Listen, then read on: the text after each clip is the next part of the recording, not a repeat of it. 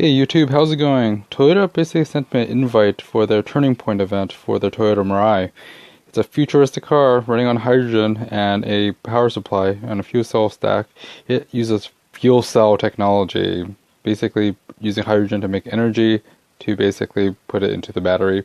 It was over at Burbank and it was in sunny California. And we basically took a few of these hybrids, not hybrids, but they're hydrogen cars out for a test drive. The seats were really good. It basically showcased what Lexus slash Toyota had to offer in this Mirai. They had carbon fiber everywhere, and it really looked nice, and everything was comfortable, like what you expect in a Prius or a high-end Prius slash Lexus. Power seats and everything. Overall, really well built car. Typical, high-end, Toyota quality. We basically took it out on the streets. I sat in the back, I drove it out on the streets, and then we swapped with another driver. And in the back seats, it had air vents as well as for HVAC, as well as power heating seats. It only sits two in the back, but at the same time, it is pretty awesome to have all that carbon fiber and the fact that you can hold two people in the back. We were driving. I basically drove out first and drove into like the metro areas of Burbank, while my other friend, who was the other test driver, basically drove up the hill. Apparently he knew the streets more than the other drivers did, and he just drove it up this hill to test drive to get a feel of how well it could pick up in a very, very steep incline. Very, very fun, very, very peppy, awesome amount of power. It's basically the torque from that EV motor. Really cool stuff. Going through the hills and stuff, after we came back, we took a look at inside the trunk and stuff. The trunk is quite spacious, even though I don't think the seats fold down, but they made very good use of the space inside the trunk. Overall, it was really cool.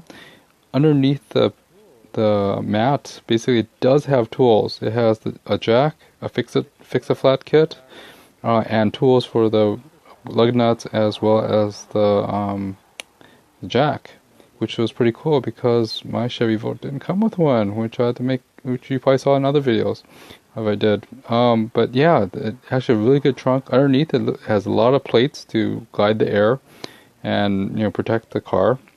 But basically, it's a pretty awesome car. Wow, that was neat. Okay.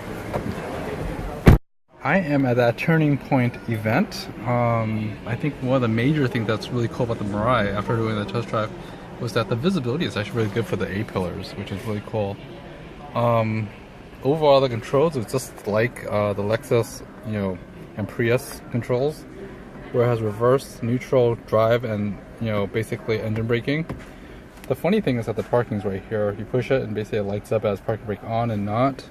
A lot of these are basically touch-sensitive controls, which is really awesome. And of course, the heating, cooling, and stuff is all touch-sensitive stuff. You'll see that these things all light up when I turn it on, but overall, it's pretty neat.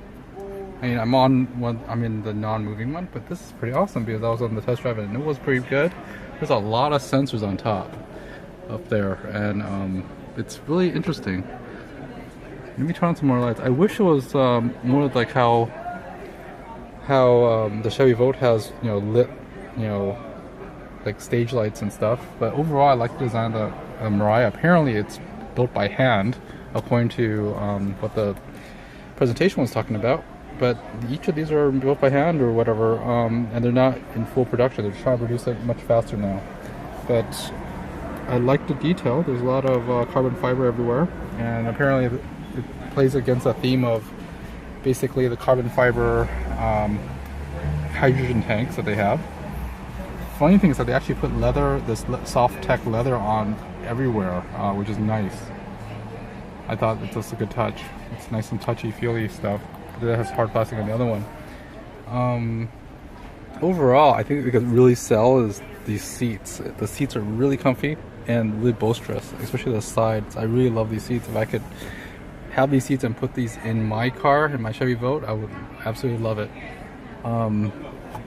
But overall, what did you expect in the Prius, the high-end Prius? You probably see a lot of that stuff, in here, along with the Lexus C, 200 series. It feels really good. But again, I think the main selling point here is not only the technology and the efficiency, but these really nice seats. Oh yeah, these seats are really good. I think the seats and the drive power of this car is actually pretty cool.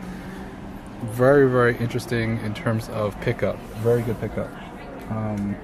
But yeah, this fake leather or the pseudo leather is really, really nice.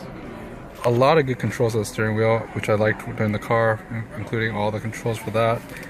Typical, you know, Toyota ergonomics, which is great. Everything's set by your fingertips, and a lot of it is you basically don't have to look very much.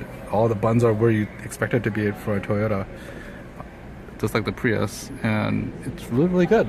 I look at, there's only 4 seats back there, you probably see, and you know, it's really nice, to be honest. I was sitting back there doing the switch drive and driving, and I really do like it.